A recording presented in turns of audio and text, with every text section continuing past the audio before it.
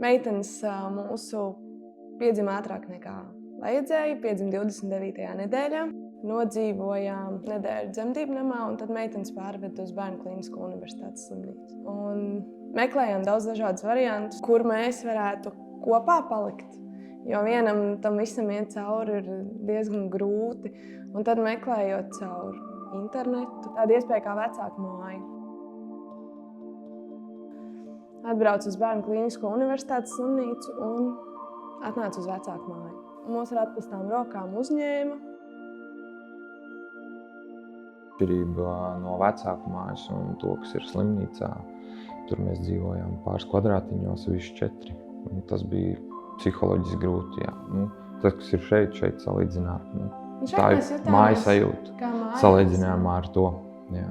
Ka tu vari uztaisīt pats savu vakariņas, tu vari ielīst savā istabā, klusībā paraudāt vai parunāties, ka tev nav lieka jautājumu, nav liekas acis.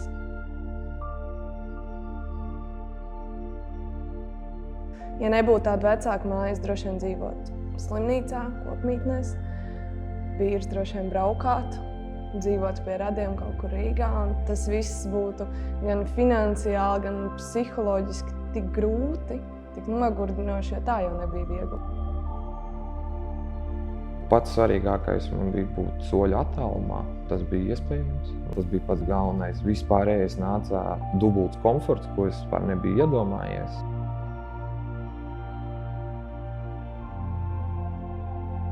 Es tikai apbrīnoju to, cik cilvēki daudz var dot. Neko no mums nejautā, neko nepieprasīja. Viss ir viegli un nepiespiesti.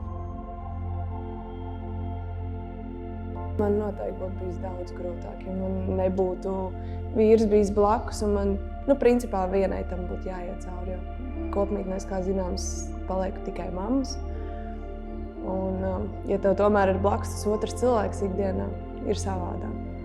Ka tu visas krīzes situācijas, kas notiek ar bērniem, ka tu arī pārdzīvot kopā, izraudāt kopā un esot vecāku mājā, ka tev ir sava istaba, tu vari iet, aiztaisīt durvis un divatā iziet cauri tam visam. Un arī vienmēr jau vajadzēja bija kāds draudzīgs plecs rīkojumi te, tā teikt, izskatīt sirdi, kad vīrs strādā vai kā.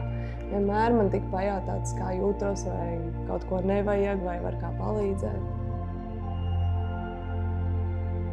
Te tiešām piedomā arī par vecāku komfortu. Es arī izbaudīju dažādus pasākumus. Te bija māmiņām labsajūtu dienas, bija masāžas pieejamas. Virtuvē vienmēr kafija ir pieejama, tās pašas kaut kāda cepamiņa vai kaut kas, ka tu vari pasēdēt no rīta, ievilkt elpu un tad ar jauniem spēkiem iet pie bērniem.